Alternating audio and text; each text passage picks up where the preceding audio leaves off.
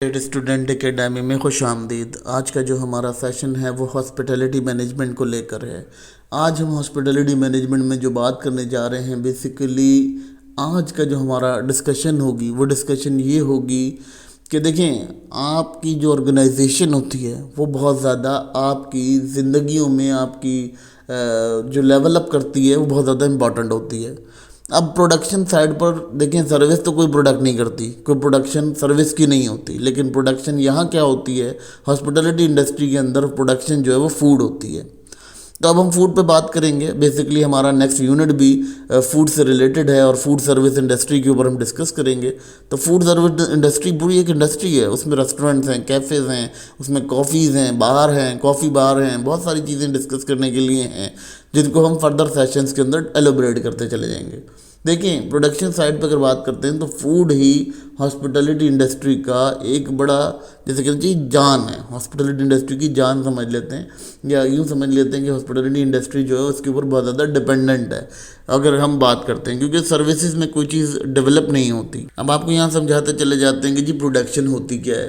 Basically production क्या होती है कि जब आपने कोई रॉ मटेरियल लेना होता है, हॉस्पिटैलिटी सर्विसेज के अंदर कोई चीज़ रॉ मटेरियल में नहीं होती, ठीक है, क्योंकि सारी सर्विसेज जो हैं वो टेंजिबल होती हैं और इनटेंजिबल होती हैं।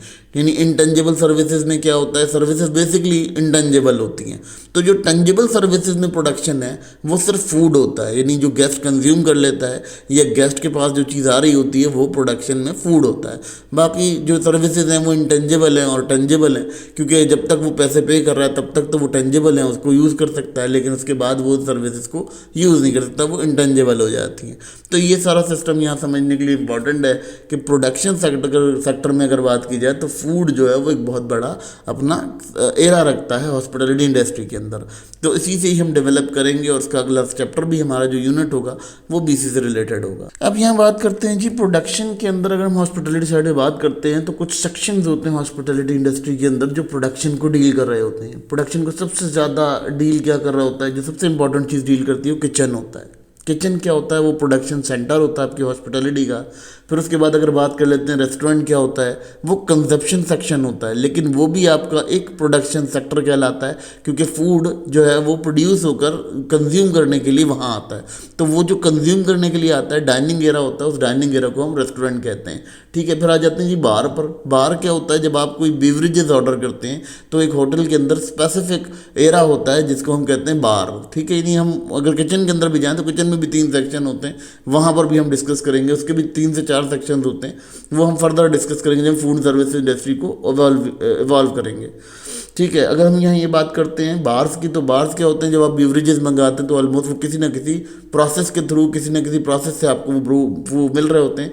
तो वो जो प्रोसेस करने की जगह है वो तमाम जगह बार कंसिडर की जाती है। फिर उसके बाद कर लेते हैं जी कॉफ़ी शॉप्स। कॉफ़ी शॉप्स क्या होती हैं कि डिफरेंट होटल्स के अंदर साइड बाय साइड छोटी छोटी कॉफ़ी शॉप्स दी हुई होती हैं। तो वो भी एक आपका जैसे कहना चाहिए प्रोडक्शन साइड ऑफ हॉस्पिटैलिटी होता है और प्रोडक्शन सेक्टर होता है। फिर अगर बात करते हैं स्टेशंस की, स्टेशन यहाँ 2 तरह के स्टेशन होते हैं।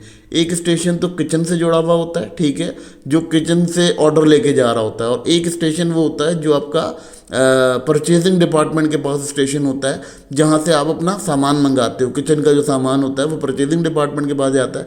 2 स्टेशन यहाँ पाए जाते हैं। इसके ऊपर हम फर्दर एलोबरेशन करते रहेंगे, बहुत इंपॉर्टेंट टॉपिक है, क्योंकि हॉस्पिटैलिटी इंडस्ट्री से बहुत ज़्यादा गवर्न करती है, उससे बहुत ज़्यादा उसके एक लेवल अप होता है। यहाँ से अगर देखते हैं तो एक बड़ा खूबसूरत सा जिसे कहना चाहिए कि एम्बियंस बनता है होटल का ऑटोमेटिकली जब हम इन तमाम सेक्शंस को पढ़ते हैं। तो लेकिन जी यहाँ थोड़ी सी हायरार्की का मैं थोड़ा सा आइडिया दे देता हूँ, क्योंकि ये तो अलग होती है हायरार्की, मगर यहाँ मैं मोटा मोटा आप लोगों को आइडिया दे देता हूँ। बीइंग स्टूडेंट्स आप लोगों को अंदाज़ा हो जाएगा, लेकिन इसकी जो हायरार्की है शेफ्स के ऊपर, हेड शेफ्स के ऊपर, ये तमाम चीज़ें जो है सूस शेफ वगैरह, ये तमाम चीज़ें जो है बहुत ज़्यादा हाई लेवल पर जाती हैं। तो इसको हम बाद में डिस्कस करते रहेंगे लेटर, क्योंकि जब हम सर्विसेज को इवॉल्व करेंगे तो करेंगे, लेकिन अभी हम छोटा सा आपको यहाँ इंट्रोडक्शन देते हैं। शेफ़ होते हैं जी, शेफ़ क्या होते हैं, जो बहुत ज़्यादा हाई प्रोफेशनल कुक होता है, उसको हम शेफ़ कंसिडर करते हैं, ठीक है, वो शेफ़ कहलाता है। यानी उसके क्या होता है कि वो कुक्स के ऊपर भी काम कर सकता है और कुक्स को भी गाइडेंस दे सकता है, वो इतना सीनियर हो चुका होता है, उसे हम शेफ़ कहते हैं, ठीक है। फिर कहते हैं जी असिस्टेंट शेफ़। असिस्टेंट शेफ़ क्या होता है, जो शेफ़ के भी नीचे काम कर रहा होता है लेकिन वो कुक्स को भी हैंडल करना जानता है, ये असिस्टेंट शेफ़ का काम होता है। फिर कुक्स आ जाते हैं।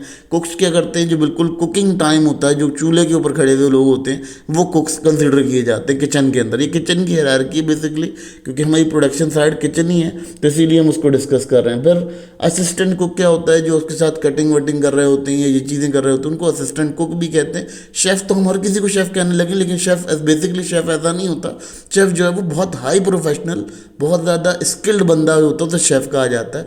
ये हमारे यहाँ एक तादाद पाया जाता है, हम किसी को शेफ़ कह देते हैं जी ये भी शेफ़ है वो भी शेफ़ है। शेफ़ नहीं होता। शेफ़ वो होता है जिसकी कैटेगरी इतनी हाई हो कि वो कुक्स के ऊपर भी काम कर सके और कुक से काम ले सके, उसको काम लेने की, जैसे कहना चाहिए कि काम उसके अंदर इतना हो कि वो उबल रहा हो काम उसका, तो वो शेफ़ होता है। यहाँ कुक्स की कंडीशन ये होती है। फिर जी उसके बाद ये आते हैं assistant head, station head. Station head क्या करते हैं, उनका काम ये होता है कि जितने भी ऑर्डर्स आ रहे होते हैं वो किचन को फॉरवर्ड करते हैं कि जी ये ऑर्डर्स आ गए, इनको प्रोड्यूस किया जाए, ठीक है। फिर स्टेशन हेड के बाद जो है वो आपके पास सिंपल एज, स्टेशन हेड के बाद एक बंदा होता है जो कि स्टेशन मैनेजर का काम कर रहा होता है। स्टेशन मैनेजर क्या करता है, जिसका जो ऑर्डर होता है वो उसको उसके साथ अरेंज कर रहा होता है। स्टेशन हेड ऑर्डर आगे भेज रहा होता है, स्टेशन हेड के पास से तमाम ये चीज़ें जा रही होती हैं, वो देख भी रहा होता है कि स्टेशन मैनेजर काम कैसे कर रहा है, ठीक है। अगर उससे कोई गलती हो जाती है तो स्टेशन हेड उसको हैंडल कर लेता है। फिर अगर बात कर लेते हैं यहाँ पर, फिर बात करते हैं जी वेटर आता है। वेटर क्या होता है, वेटर वो चीज़ होती है जो वहाँ से देख रहा होता है कि कौन सी ट्रे किस गेस्ट को जानी है, ठीक है। मतलब एक बंदा, अक्सर आपने देखा होगा जब सर्वर आता है, सर्वर के साथ एक शख्स आ रहा होता है साथ साथ, तो वो क्या कर रहा होता है, वो आपको बता रहा होता है कौन सी टेबल पे कहाँ पर आपने सर्व करना है, ठीक है। फिर दूसरी चीज़ आती है जी सर्वर। उसके बाद सर्वर के बाद होता है, सर्वर क्या होता है, सर्वर वो होता है जो टेबल के ऊपर बिल्कुल आपकी सर्विंग देता है, एंड सर्विंग देता है, ठीक है, वो सर्वर होता है। यानी जो आपकी टेबल पर रख रहा होता है चीज़ें, वो आपका सर्वर होता है, वो वेटर का काम नहीं होता। हमारे यहाँ हर काम वेटर से कराया जाता है, लेकिन वेटर अपने काम कर रहा होता है और सर्वर अपने काम कर रहा होता है, तो उसके साथ वेटर और सर्वर अलग होते हैं। फिर एक और बंदा होता है जो कि ऑर्डर बुकर होता है। वो क्या करता है, उसके पास एक नोटबुक होती है और वो वहाँ से उसके पास उसका मेनू कार्ड होता है, वो मेनू कार्ड लेकर चल रहा होता है। तो हमारे यहाँ सिस्टम क्या होता है, हम एक ही बंदे को तमाम काम पकड़ा देते हैं, लेकिन ऐसा नहीं होता। हर बंदे का एक सेपरेट काम होता है, उसके काम के अकॉर्डिंग भी काम करता है, ठीक है। यानी ऑर्डर बुकर ऑर्डर लेगा, ठीक है। वेटर जो है वेटर वेटिंग करे, मतलब वेटिंग, अगर वेटर का एक और काम भी होता है, वेटर का एक और काम ये होता है, कोई चीज़ अनबैलेंस हो गई, कोई चीज़ डिसबैलेंस हो गई, जो ऑर्डर में लिखी थी नहीं आई, तो उसको भी रिकवर करने के लिए लाता है कि यार ये चीज़ रह गई है, तो अगर सर्वर जा रहा है जब तक, वो जाके पीछे से वो चीज़ हायर करके या जो चीज़ अरेंज करके ले आएगा, ताकि उसका जो ऑर्डर है वो सही से प्लेस हो जाए, ठीक है। फिर ऑर्डर प्लेस करने के बाद आपके पास क्या होता है कि ऑर्डर बुकर ही आपका जो कलेक्ट कैश वगैरह या जो भी सिस्टम है वो कलेक्ट करता है। तो ये एक होटल ऑर्गेनाइजेशन का सिस्टम होता है। इसको हम फर्दर भी एलिब्रेट करेंगे, अभी सर्विसेज में जब जाएंगे तो बहुत मज़ा आने वाला है, क्योंकि फूड सर्विसेज को जब हम पढ़ेंगे तो बहुत ज़्यादा इंजॉय करेंगे हम इसको, क्योंकि बहुत ज़्यादा इंजॉयबल टॉपिक होगा ये हमारा फूड सर्विसेज, क्योंकि इसमें बहुत ज़्यादा स्टूडेंट्स को समझ में आएगा कि यार असल में सर्विसेज हैं क्या। देखिए स्टूडेंट्स, अगर हम प्रोडक्शन साइड पे बात करते हैं तो सबसे बड़ी चीज़ जो हमें देखने को मिलती है, वो हमें देखने को ये मिलता है कि हमारी हॉस्पिटलिटी ऑर्गेनाइजेशन जो है वो फूड के बगैर अधूरी है।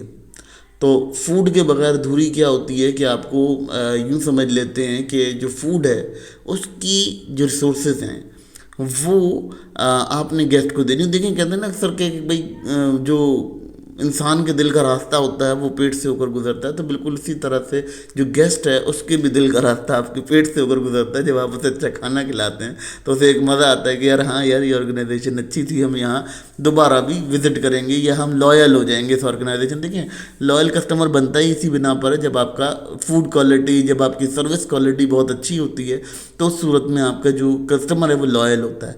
अब हमारे यहाँ क्या होता है, हमारे यहाँ वेटिंग बहुत लंबी करा देते हैं, खाना बहुत लंबा कर देते हैं। ये चीज़ आपकी जो होटल ऑर्गेनाइजेशन है इनको बहुत ज़्यादा डिफरेंट, आपको देखेंगे कि उनका रेवेन्यू दबता है। और उनका रेवेन्यू क्यों दबता है, क्योंकि अक्सर लोग इस चीज़ को अवॉइड करने लगते हैं कि यार इतना टाइम कौन वेस्ट करे, चलो डाइन इन करा लेते हैं, डाइन इन छोड़ के हम जो है वो घर चले जाते हैं। तो ये जो वेटिंग का सिस्टम है ये ज़्यादा डिस्टर्ब है। इससे अच्छा है कि आप रिजर्विंग पे चले जाएँ, रिजर्वेशन पे चले जाएंगे जी, आप रिजर्व करवाएँ, रिजर्व करवा के आएँ, अपनी सीट पे खाएँ और रिजर्वेशन के टाइम पे आपकी टेबल को कोई डिस्टर्ब नहीं करेगा, लेकिन जब रिजर्वेशन ख़त्म हो जाएगी उसके बाद जो है वो हम नहीं लेंगे। लिमिटेड रिजर्वेशन रख के और उस रिजर्वेशन के ऊपर आप काफ़ी कुछ अर्न कर सकते हैं। तो ये भी एक आपका बड़ा इंपॉर्टेंट किरदार होता है ऑर्गेनाइजेशंस के अंदर, हॉस्पिटलिटी ऑर्गेनाइजेशन के अंदर। ये बहुत मज़ा आने वाला है क्योंकि मुझे बहुत ज़्यादा इंजॉय करने को मिल रहा है, बड़ा मज़ा आ रहा है क्योंकि जब हम इसको खोलेंगे फूड इंडस्ट्री को तो बहुत मज़ा आने वाला है। फूड इंडस्ट्री के अंदर बहुत ज़्यादा चीज़ें एलोबोरेटेड हैं, बहुत ज़्यादा खुली खुली हैं और उनको हम डिस्कस फर्दर करते रहेंगे क्योंकि फ़िलहाल हम जो है वो इसको कंटिन्यू करेंगे, लेकिन कुछ अरसे बाद क्योंकि हम और भी मज़ीद चीज़ों को स्टडी करा रहे होते हैं तो ये थोड़ा सा प्रॉब्लम यहाँ क्रिएट होता है। तो मुझे बहुत मज़ा आने वाला है क्योंकि ये फूड है, ये बड़ा इंटरेस्टिंग टॉपिक है और बड़ा मज़ा आता है इसको पढ़ने में, इसकी तैयारी में, इसकी मैं प्रोडक्शन की बात करूँ तो बहुत ज़्यादा मज़ा, बहुत ज़्यादा इंजॉय कराता है ये आपको।